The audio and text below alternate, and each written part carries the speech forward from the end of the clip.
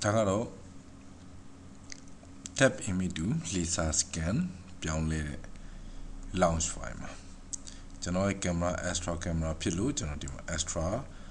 pro 저는 launchလုပ်ပေးတာလေပြီးတော့ note တစ်ခုရှိမယ် depthimage to laserscan လို့ရေးပြီးသားပါကျွန်တော်တို့ parameter ပဲထည့်ရမယ်เนาะ parameter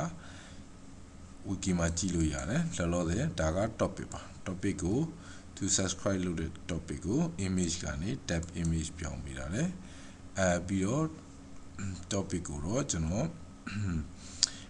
topic ကိုကျွန်တော်ပြောင်းကြည့်လိုက်မယ် topic က camera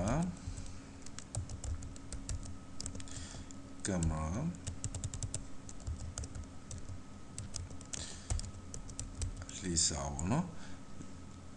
camera ပြီးတော့ scan လို့ပြောင်းပေးလိုက်မယ်ဟုတ်ပြီကျွန်တော်အခုအဲ့ဒါဆိုရင် launch လုပ်ကြည့်အောင် ROS launch ကျွန်တော်ရဲ့ custom package ဖြစ်တဲ့ထဲက PC ရဲ့ to laser နဲ့ kinet laser.launch เนาะ launch လုပ်ကြည့်မယ် launch လုပ်ကြည့်ပြီး office ကိုဖွင့်ကြည့်အောင်